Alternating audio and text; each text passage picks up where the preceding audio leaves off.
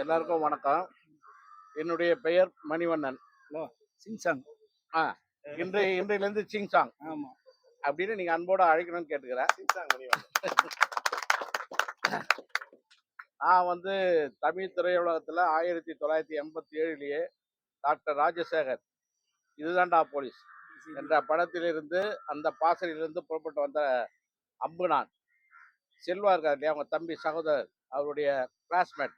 நாங்களாம் ஒன்றா கீழ்ப்பக்கத்தில் காவலர் குடியிருப்பில் போலீஸ் குவார்ட்டர்ஸில் ஒன்றா வளர்ந்தவங்க. நான் நிறைய தமிழ் திரையுலகத்தில் நிறைய அசிஸ்டண்டாக ஒர்க் பண்ணியிருக்கேன், டிஸ்கஷனில் எல்லாம் இருந்திருக்கேன். நடுவில் ஒரு அரசாங்க உத்தியோகம் வந்ததுனால நான் போயிட்டு ரிட்டையர்ட் ஆகிட்டேன். அந்த சமயத்தில் என்னை தேடி என்னை வந்து அணுகி ஒரு கதையை சொன்னார் டைரக்டர் வெற்றி. அந்த கதையை கேட்டேன். இது ஒரு இன்டர்நேஷ்னல்லேருந்து ஒரு முக்கியமான நபர், எல்லாருக்கும் அறியப்பட்ட, மக்களுக்கு அறியப்பட்ட நபரை வைத்து எடுக்க போகிற படணும் போது எனக்கு கொஞ்சம் பயம் இருந்தது. இல்லை, நீங்கள் தான் என் நடிச்சே ஆகணும் அப்படின்னாரு. சரி, முதல்ல நீங்கள் ஃபோட்டோ ஷூட்லாம் பண்ணி அந்த ஃபேஸ்லாம் அந்த அளவுக்கு வருதான்னு பாருங்க, அப்புறம் நான் ஒத்துக்கிறேன்னு சொன்னேன். ரெண்டாவது, என்னுடைய உடல்நிலை வந்து ரொம்ப மோசமான ஒரு உடல்நிலையாக இருந்தது. அதனால் நான் முடியவே முடியாதுன்னு சொன்னேன். இருந்தாலும் நீங்கள் தான் நடிச்சாகணும், நான் அந்த அளவுக்கு நான் கதை பண்ணியிருக்கேன். அந்த கதையை சொன்னார். திரைக்கதையை கேட்கும்பொழுது இன்றைக்கு தமிழ் திரையுலகத்தில் திறமை மிக்க இயக்குநர்கள் வந்து கொண்டிருக்கிறார்கள். அதில் வந்து மத சார்ந்தோ ஜாதி சார்ந்தோ இருக்கலாம். ஆனால் நாங்கள் இந்திய நாட்டின் மத சார்பற்ற ஒரு மக்கள்கிட்ட இருக்கிற அந்த கல்ச்சரை வந்து கட்டி காக்கிற மாதிரி ஒரு வடகொரிய அதிபரை வச்சு ஒரு கதை சொல்லியிருக்காரு அப்படின்னா இது ஒரு வித்தியாசமான கதை. இருக்கிற ஆவில் அந்த கதையை சொல்லிடுவேன், சொல்லக்கூடாது தமிழ் திரையுலகத்தில். அந்த அளவுக்கு அந்த கதையை வந்து சொன்னார். நானும் நடிக்க ஒத்துக்கிட்டு அவுட் வெளிப்புற படப்பிடிப்பு போனப்போ இப்படிதான் இல்லை, அந்த அளவுக்கு முதல்ல டைரக்டர் கஷ்டப்பட்டார். ஒன்றும் இல்லை, இப்போ இருக்கிற இயக்குனர்லாம் வந்து நடிச்சு காட்டுறாங்க இல்லையா, இவர் நடிச்சு காட்டல, வாழ்ந்தே காட்டினார். ஒரு சின்ன சாம்பிள் சொல்கிறேன் நான். பாண்டிச்சேரியில் கடற்கரை ஓரத்தில் இந்த பாறாங்களை தான் அந்த இருக்கும், சீஷோரில் ஓரமாக இருக்கும் இல்லையா, அங்கே மேலே நான் நின்று அரசியல்வாதியை முட்டி போட்டிருப்பாங்க, அவங்களுக்கு வான் பண்ணி பேசுவேன். அதுக்கு நான் பட்ட பாடு நான் சொல்லிட்டேன், என்னை விட்டுனேன்னா இது வரைக்கும் எவ்வளோ செலவு நான் கொடுத்துட்றேன், என்னை உயிரோட விட்டுரு, நான் போகிறேன், நான் நடிக்க மாட்டேன் அப்படின்னா. நீ செத்தாலும் இங்கே சாவு. அந்த பாறாங்கல் மேலே ஏனியை போட்டு என்னை தூக்குறதுக்கு 10 பேர் மேலே போய் நின்றுட்டேன். நிற்கவும் முடியல. எனக்கு ஏற்கனவே வந்து பிரெயினில் பிளட்டு கிளாட் ஆகி இந்த பில்டத்தில் கொண்டு போய் அங்கே ஒரு 8 லட்சம் செலவு பண்ணேன். நான் ரொம்ப இக்கட்டான சூழ்நிலையில் போய் அங்கே போய் இது ஒரு வரலாற்று, நான் ஒரு சிறப்பான படம் பண்ண போகிறேன் சார், நீங்கள் சாதாரணமாக நினச்சிட்டு விட்றாதீங்கன்னாரு. என்னால் முடியல. அந்த வெட்ட வெயிலில் மத்தியானத்தில் அந்த பாண்டிச்சேரியில் அங்கே ஒரு தடவை செத்துருமோன்னு பயந்தேன். அது ஒன்று. ரெண்டாவது, ஒரு கல்குவாரி ஸ்கூல் பசங்க ஸ்டூடெண்ட்ஸ்லாம் சேர்ந்து அவங்க கூட்டாளிங்களோட சேர்ந்து தண்ணி அடிச்சு சிகரெட் வச்சுருப்பாங்க. அந்த இடத்துல வந்து என்ன தனியாக வாத்தியார் வந்து ஸ்டூடெண்ட்டுக்கு ஒழுக்கத்தை சொல்லி கொடுக்குறது இல்லையா, வகுப்பறையெல்லாம் போட்டு பிளேடு போடுவார். அதை பிடிக்காத பசங்க என்ன பண்ணுவாங்க, நான் தனியாக வரும்போது என்னை அடித்து கல்குவாரியிலேருந்து தள்ளி விட்ருவாங்க. அந்த சீனை உண்மையிலே தள்ளி விட்டு இந்த முதுகு தண்டில் நரம்பு போய் இன்னமும் நான் இப்போ இப்படி தான், நான் கவையார் மாதிரி தான் நடந்துக்கிறேன். அந்த அளவுக்கு என்னை நான் அப்பயே சொன்னேன், வேணாம் வெற்றி, நான் போயிடுறேன்னு. அவர் ஒரே ஒரு வார்த்தை சொன்னார், தமிழ் சினிமா உலகத்தில் 60 வயசுல யாரும் ஹீரோ ஆனதில்லை, உன்னை நான் ஹீரோ போட்டுக்கிறேன். ரெண்டாவது, டபுள் ஆக்ஷன் நடிச்சதில்லை, நீயே வாத்தியாரா நடிக்கிற, நீயே அதிபரா நடிக்கிற அப்படின்னு சொல்லி டபுள் ஆக்ஷன் கொடுத்தாரு. அவர் என்ன ஐஸ் வச்சாலும் எனக்கு அங்கே வந்து சூரிய வெப்பம் தான் பட்டுச்சு.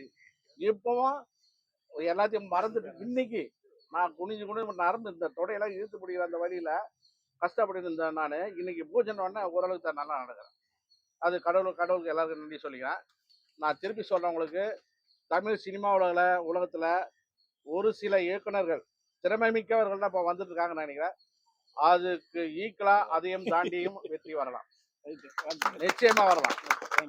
நீ குறுகளா இந்த நாட்டுல, இந்த மாநிலத்துல, இந்த மாவட்டத்துல நடக்கிறது சொல்லலாம். நாங்க இந்தியாவை சொல்லியிருக்கோம், இந்தியாவை வடகொரிய அதிபரை வச்சு நாங்க சொல்லியிருக்கோம். என்ன சொல்லியிருக்கோம்னா, ஜாதியோ மதத்தையோ கலாச்சாரத்தையோ எதுவுமே சொல்லல, டிசிப்ளின். ஒரு வடகொரிய அதிபர் இங்க வந்தா தமிழ்நாடு எப்படி இருக்கணும், ஒரு காமெடிக்காக கடைசியில, டேய் அப்பா, உங்களை நான் என்ன திருத்த முடியாது, நான் போயிடுறேன்னு சொல்லிட்டு போயிடுவாரு அவரு. கதையை சொல்லிடாதீங்க, இல்ல இல்ல சொல்றேன் அடிச்சு கேட்டா சொல்லிடாதீங்க.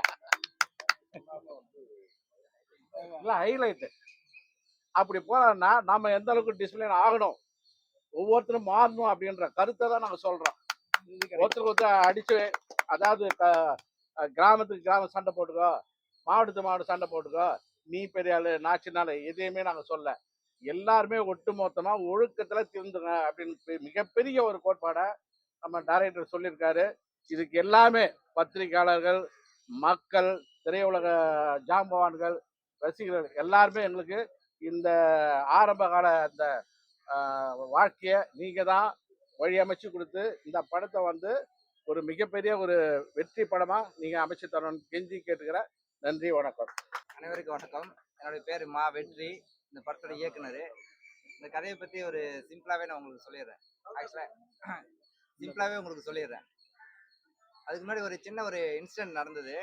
நேற்று வந்து நம்ம பத்திரிகையில் வந்து நம்ம ஃப்ளக்ஸ் அடிக்கலான்னு சொல்லிட்டு போயிருந்தேன். அப்போ என்ன பண்ணாங்க, ஃப்ளக்ஸ் அடிக்கிறதுக்கு வந்து யோசிச்சாங்க. என்னன்னு பார்த்தா அந்த சைடில் இருக்கிற அந்த 4 கண்டென்ட் அதில் ஒன்றும் நம்ம பெருசாக ஒன்றும் போடல. அதில் என்ன போட்டிருக்கோம், டாக்டரோ கலெக்டரோ மக்களோ யாராக இருந்தாலும் விவசாயம் செய்தால் மட்டுமே சரக்கு. இது வந்து என்னன்னா ஒரு ஜென்ரலா நம்ம ஒரு காமெடியா தான் சொல்லியிருக்கோம். அதுக்கப்புறம் பாத்தீங்கன்னா, அரசு பள்ளி மாணவர்கள் நன்றாக படிக்கவில்லை எனில் வாத்தியாருக்கு தூக்கு தண்டனை. அதாவது நல்லா சொல்லிக் கொடுக்கணுன்றதே நம்மளுடைய கருத்தை தவிர வாத்தியாருக்கு தண்டனை கொடுக்கறது கருத்து கிடையாது. அதுக்கடுத்து வந்து பாத்தீங்கன்னா, ஓட்டுக்கு பணம் வாங்குவதற்கு 5 ஆண்டு கடுங்காவல் தண்டனை. அதாவது எதுக்காக சொல்லியிருக்கோம்னா, பணம் வாங்குறவங்க நிப்பாட்டிட்டாங்கன்னா கொடுக்குறவங்க யாருமே கொடுக்க முடியாது இல்லையா? அதுக்காக தான் பணம் வாங்குறவங்க தண்டனைன்னு சொல்லியிருந்தோம்.